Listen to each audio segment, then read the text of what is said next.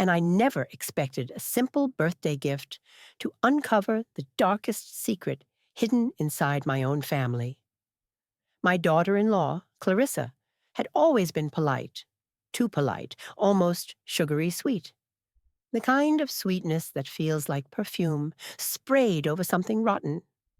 For my birthday, she sent me an expensive bottle of wine, the kind that looked more like a trophy than a gift. The card said, "Special, just like you." The next morning, she called me. Her voice rushed, shaky, too eager. "Did you drink it yet?" I told her the truth. I was on medication and couldn't drink, but her mother had come over, and I served her a glass. And she absolutely loved it. The silence on the phone felt like a trap closing. Then she screamed, "When did she drink it? How much?" That was the moment I realized something was horribly, dangerously wrong, and I intended to find out what. My name is Miriam Holston.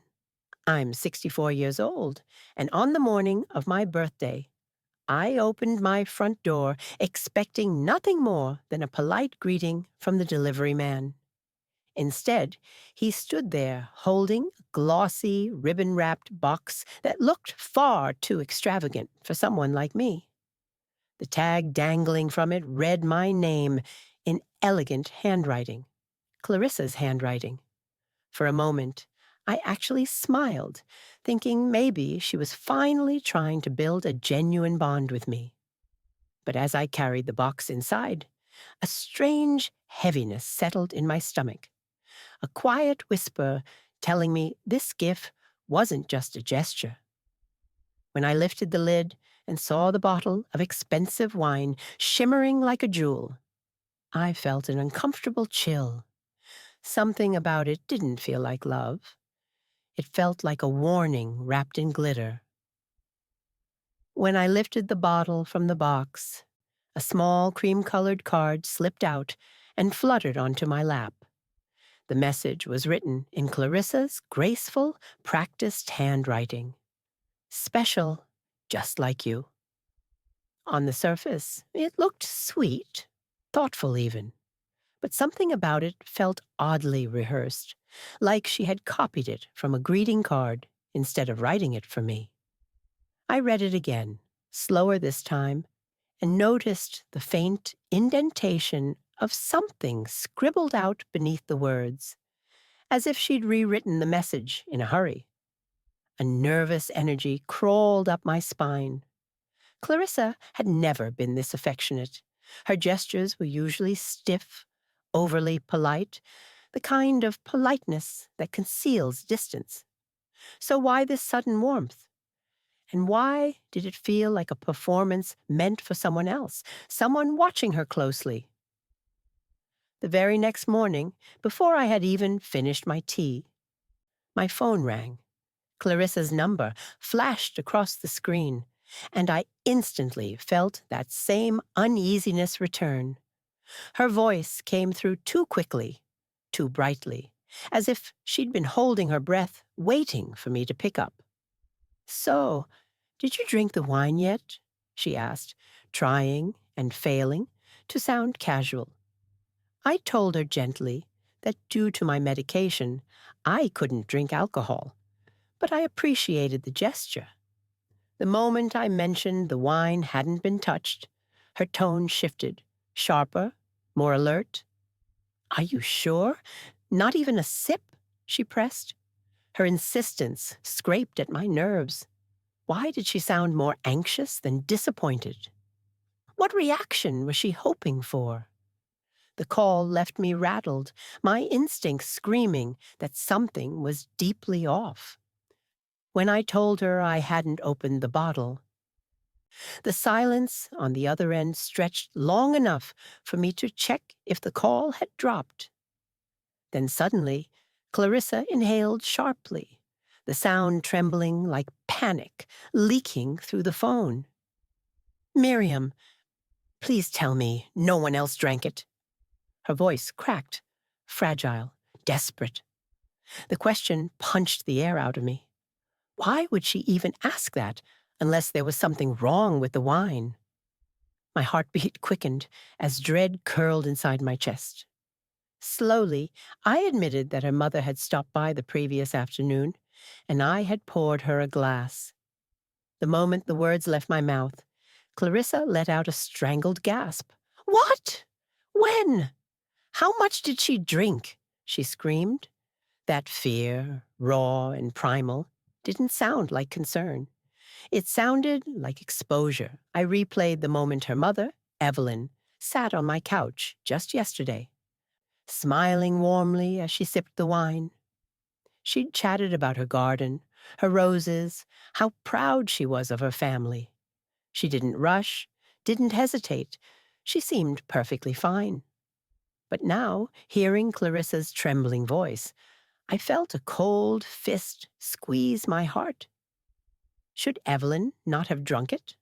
Was there something in it? I remembered Evelyn even complimenting the wine, saying it tasted surprisingly soft, almost sweet for a red.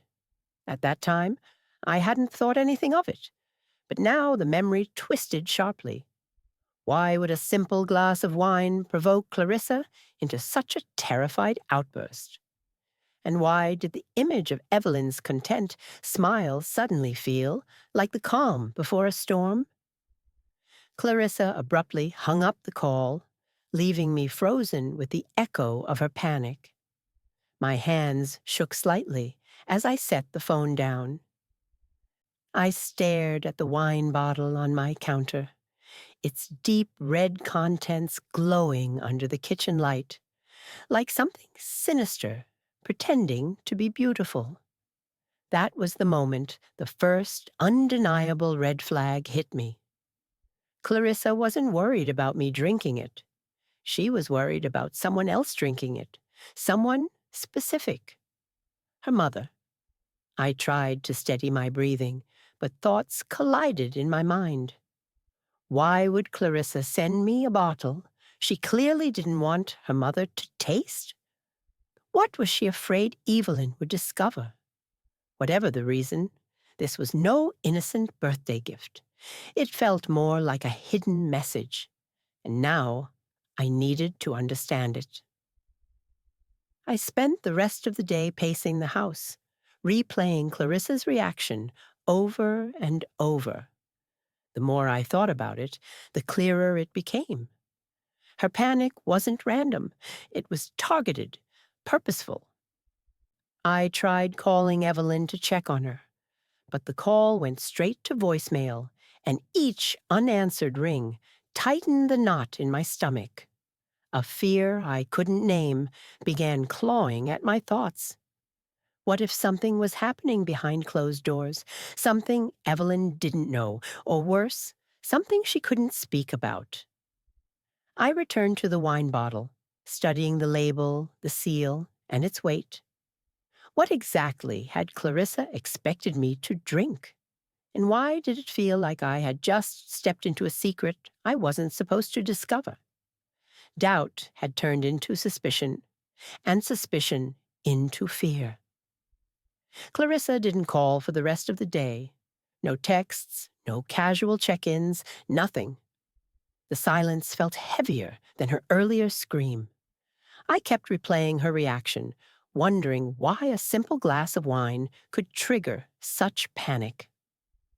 That evening, I sat on the couch, staring at the empty space where the bottle had been. Mrs. Delton had finished only half a glass, complimenting the rich flavor. I didn't think much of it then, but now the memory made my stomach twist. Something wasn't right. Clarissa always overacted, but this time it felt intentional, like she was afraid of something much bigger than spilled wine.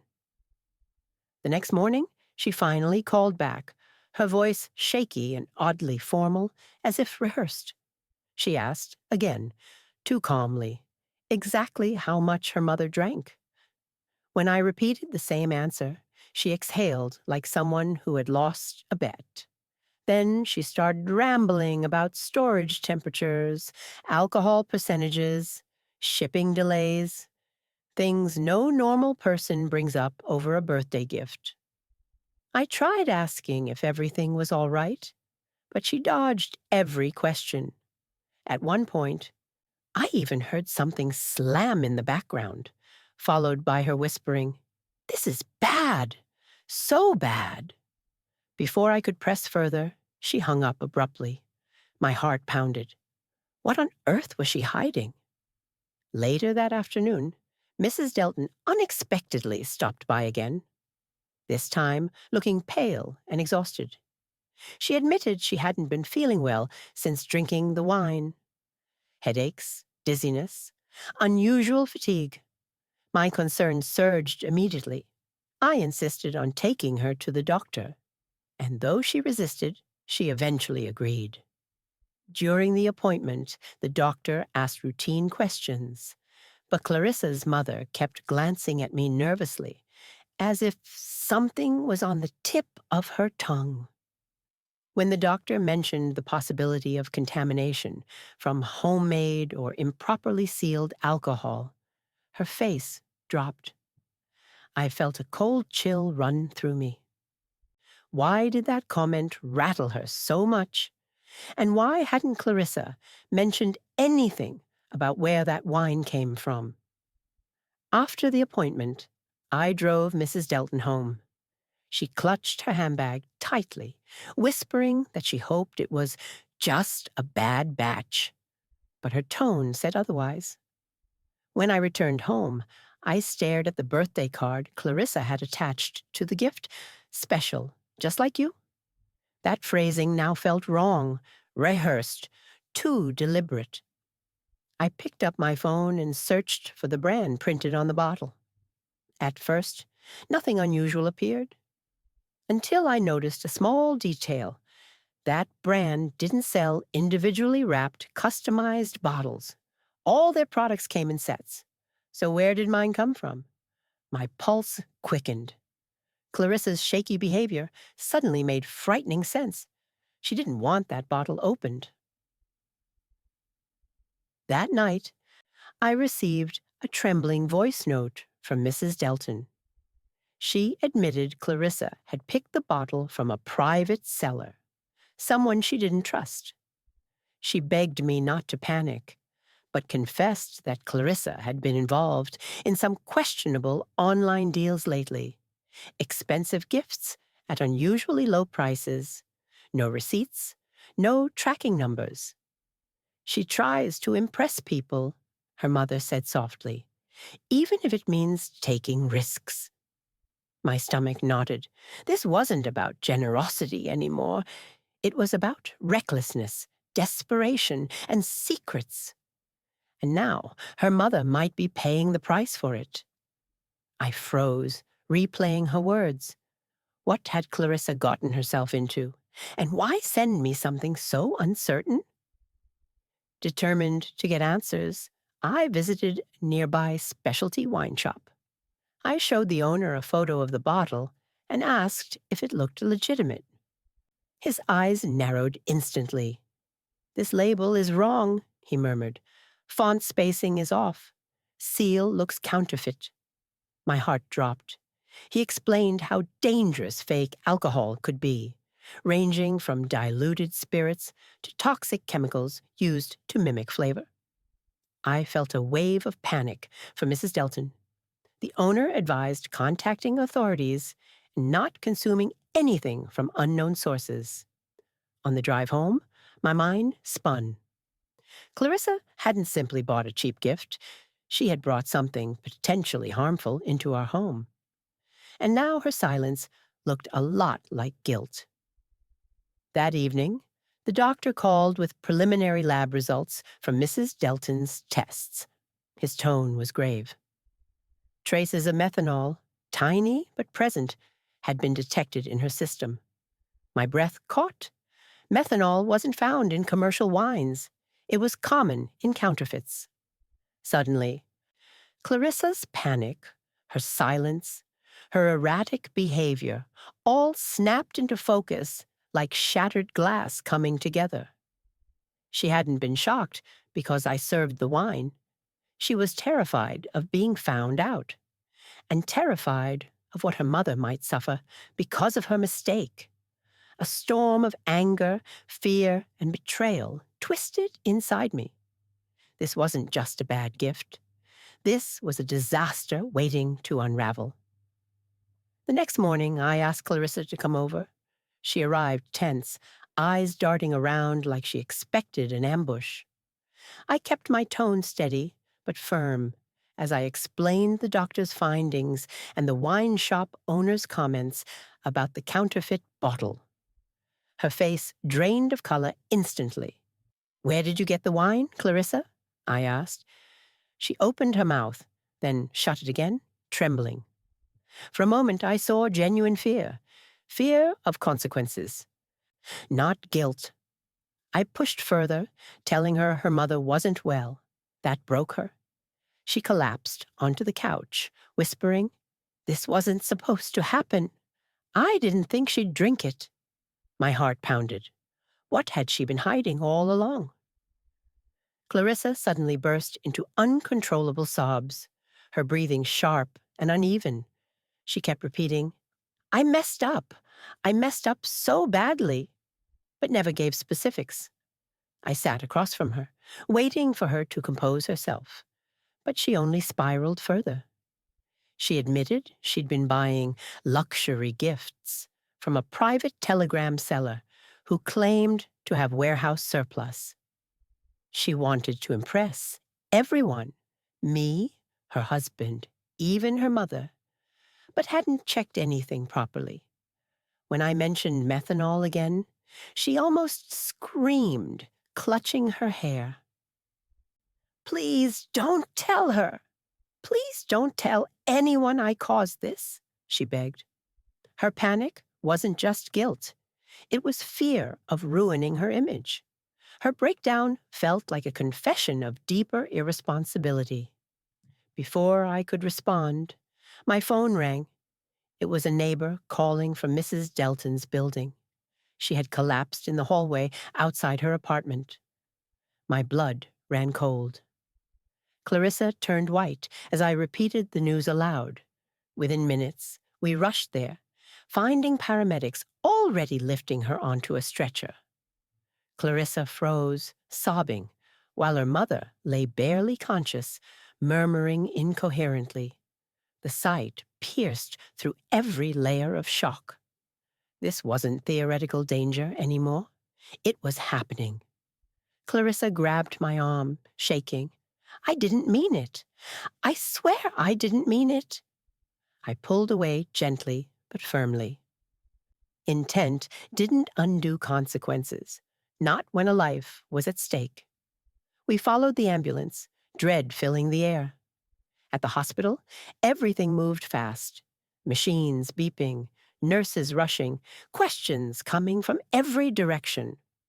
A doctor pulled us aside, explaining that Mrs. Delton's symptoms had intensified, and they were now treating her for possible methanol poisoning. Clarissa broke down again, insisting she didn't know the bottle was fake, begging them to save her mother. The doctor asked where the alcohol came from, and Clarissa froze. I stepped in, explaining the private cellar situation. His frown deepened. "Counterfeit alcohol can be deadly," he warned. Clarissa slid down the wall, covering her face. Watching her crumble wasn't easy, but the reality was unavoidable. Her carelessness had led them here. Now, all we could do was wait. A short while later, a nurse approached with an alarming update. The toxicology team had identified higher methanol levels than expected. They needed to know exactly what was in that wine bottle. Clarissa admitted she had thrown it away in panic after our first call. My frustration flared. That bottle could have given doctors critical clues. Clarissa kept apologizing, trembling uncontrollably. The doctor said they would treat aggressively, but recovery depended on how much methanol her mother's body had absorbed. Clarissa whispered, She only took a few sips. Right? Her eyes begged me to confirm her innocence, but I couldn't lie. I only knew what I witnessed, and now the consequences were unfolding in real time. Later that evening, Clarissa's husband arrived, confused, angry, and desperate for answers. When he learned about the counterfeit wine, his shock turned to fury. Clarissa couldn't even look at him. He demanded to know why she'd been buying things from shady sellers, why she lied, why she risked everyone's safety just to appear generous. Clarissa stuttered through excuses. I wanted to impress you. I didn't think it was dangerous. I thought it was a good deal. Her husband's disappointment filled the room like a thick fog. For the first time, Clarissa seemed to understand the magnitude of the damage, not just to her mother's health, but to the trust she had shattered within her own family. Finally, after hours of crying and questioning, Clarissa revealed the truth. She admitted she'd been obsessively comparing herself to every woman in the family, convinced she wasn't good enough. She felt pressured to appear wealthy, classy, and perfect. The wine had been part of a bigger pattern. Fake jewelry, fake bags, fake perfumes, all purchased secretly to make herself look more impressive. I just wanted you to like me, she whispered. Her voice was trembling but honest. The room fell silent. Her motive wasn't malicious, but dangerously insecure. And now that insecurity had put her own mother in a hospital bed. There was no hiding anymore. Everything had come to light. Hours passed as we sat in the hospital waiting room, tension thick enough to choke on. Clarissa stared at the floor, her hands shaking. Her husband silently scrolled through his phone, refusing to look at her. Then, suddenly, he froze, his brows tightening as he tapped something. He showed me a message thread on Clarissa's phone that had synced to his cloud. Endless chats with the seller, plus screenshots of dozens of fake luxury items purchased over months. Clarissa panicked, snatching the phone, insisting it wasn't what it looked like. But it was.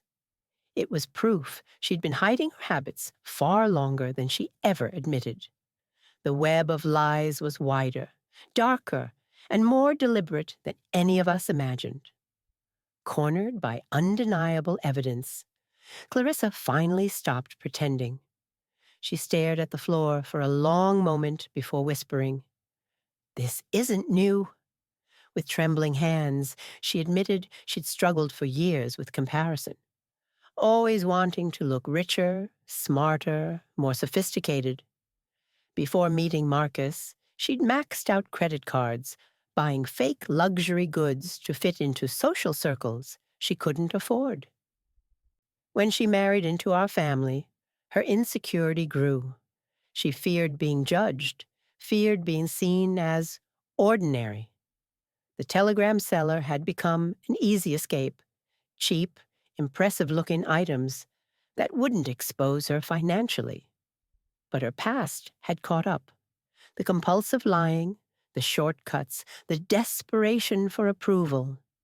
It had all spiraled into this life-threatening disaster. But Clarissa's confession didn't end there. She hesitated, then revealed something that made both Marcus and me fall silent. She wasn't just buying counterfeit items. She had been planning to start a gift boutique online, reselling them as premium imports. She'd already created a secret Instagram page, posted edited photos, and even contacted influencers. The gifted wine bottle had been a test.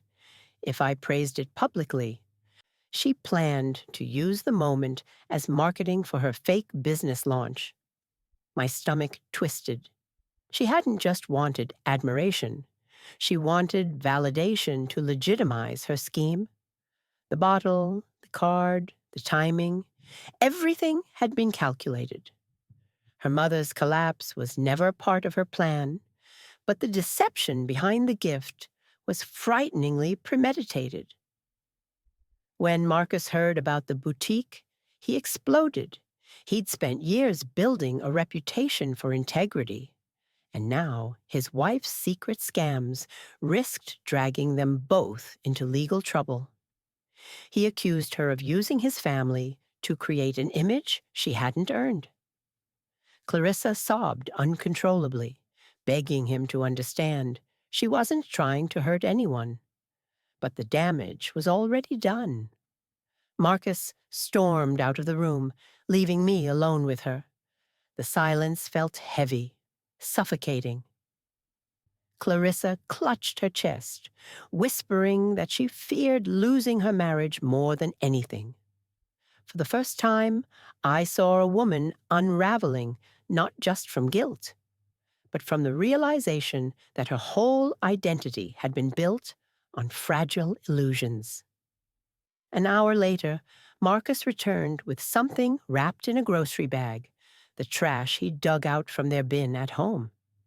Inside, it were broken shards of the wine bottle Clarissa had thrown away. Even in pieces, the cheap glass and peeling label exposed the truth. A jagged corner still held traces of faded ink from a counterfeit stamp. A nurse walked by and glanced at the fragments, immediately recognizing the type from previous poisoning cases. Clarissa covered her mouth, shaking violently. The nurse urged us to hand the pieces over to the hospital lab. They could use them to adjust treatment for her mother. Clarissa hesitated, ashamed, but finally nodded. Her lies were no longer just emotional damage. They were physical evidence. Hospital security and a toxicology specialist asked to speak with Clarissa privately. Marcus insisted on staying, and they agreed. The questioning was firm, precise, and inescapable. Where she got the wine, how many bottles she bought, whether she'd used the cellar before, and whether she had proof of the transaction. Clarissa answered through tears, trying to cooperate, though every answer seemed to dig her deeper. They explained that selling counterfeit alcohol containing methanol was a criminal offense, and that she could help identify the seller. Clarissa froze, realizing she had enabled a dangerous network. She handed over her phone, trembling as the specialist copied chat logs and payment receipts. Her once secret world of vanity and shortcuts had now become a legal investigation. When the interrogation ended, Clarissa sat slumped in the chair, utterly defeated. Marcus stood beside her, his expression hollow, not angry anymore, just deeply disappointed. The doctor approached with an update. Clarissa's mother was stable, but still critical, and they needed the bottle fragments to finalize treatment. Clarissa broke down, apologizing repeatedly, saying she never intended harm. The doctor nodded gently, but reminded her that intention didn't erase consequences. For the first time, Clarissa faced the full weight of her actions. Her lies hadn't just embarrassed her family. They had endangered a life. The truth no longer belonged to her alone. Everyone in that room was living with the fallout of her choices, unsure if things would ever return to normal. If you want to see how this story turns from regret to a final reckoning, make sure to hit subscribe, because what happens next is the moment everything changes forever. Clarissa sat alone in the consultation room, staring at the blank wall as if waiting for it to swallow her whole. The nurse returned with a folder containing the toxicology results and gently placed it on the table. Clarissa's fingers trembled when she opened it and saw the confirmation. The wine contained dangerous levels of methanol. It was no longer a mistake, no longer something she could explain away with shaky excuses. Marcus walked in, quietly closing the door behind him. He didn't raise his voice, didn't accuse her. His silence did more damage than anger ever could. Clarissa whispered that she never meant harm, but Marcus only replied, "Intent doesn't undo consequences." For the first time, she realized she had nowhere left to hide. Later that evening, the doctor allowed Clarissa a brief visit to her mother, who lay in bed pale but conscious. Clarissa approached cautiously, expecting anger, disappointment, maybe rejection. Instead, her mother opened her eyes slowly and whispered her name. Clarissa broke down instantly, sobbing apologies that filled the room like a confession long overdue. Her mother lifted a weak hand and touched her daughter's cheek, not with blame, but with heartbreak. "You've spent your whole life trying to look perfect, but perfection nearly killed me," she murmured. The words hit Clarissa harder than any accusation. Her mother wasn't furious. She was devastated. That silent grief made Clarissa feel the weight of her choices more painfully than punishment ever could. The next morning, Miriam received a call from hospital administration requesting the fragments of the broken bottle for official records. She arrived with them, carefully wrapped, and handed them to the toxicology specialist. He thanked her and added they had already matched the adulterated substance to several similar poisoning cases under investigation. Clarissa swallowed hard, realizing she had inadvertently become part of a larger criminal trail. Miriam watched her, not with anger, but with a firm, steady gaze that made Clarissa shrink. Marcus listened as officers explained they might contact her later for further statements. Clarissa felt her world closing in. Her reputation, her marriage, her family, everything she valued was slipping away because of a single choice made out of vanity and fear. Back in the waiting room, the atmosphere was thick with unspoken questions. Marcus sat forward, elbows on his knees, hands clasped tightly. Miriam stood beside him, knowing a decision had to be made, not out of revenge, but responsibility. After a long silence, Marcus finally spoke. He couldn't continue living in a marriage built on deception, especially one that had endangered lives. Clarissa's eyes filled with panic, but she didn't argue. She knew fighting now would only make her look more desperate. Miriam gently added that Clarissa needed professional help, real therapy, not temporary apologies. For once, Clarissa didn't resist. She simply nodded, quietly accepting that the family she had tried so hard to impress was the family she had disappointed the most. Later that afternoon, Miriam visited the doctor to request a copy of the report, not for public humiliation, nor for retaliation, but to ensure no one else would fall victim to the dangerous seller Clarissa had trusted. She forwarded the evidence to consumer protection authorities and provided a written statement describing the wine, Clarissa's admission, and the bottle fragments. It wasn't about punishing her daughter-in-law. It was about preventing another innocent person from suffering the same fate. After submitting everything, Miriam stepped outside the hospital, inhaling deeply. Her actions weren't done out of bitterness. They were done because someone had to stop the chain of harm. Quietly, she hoped Clarissa understood that accountability wasn't cruelty. It was the beginning of healing.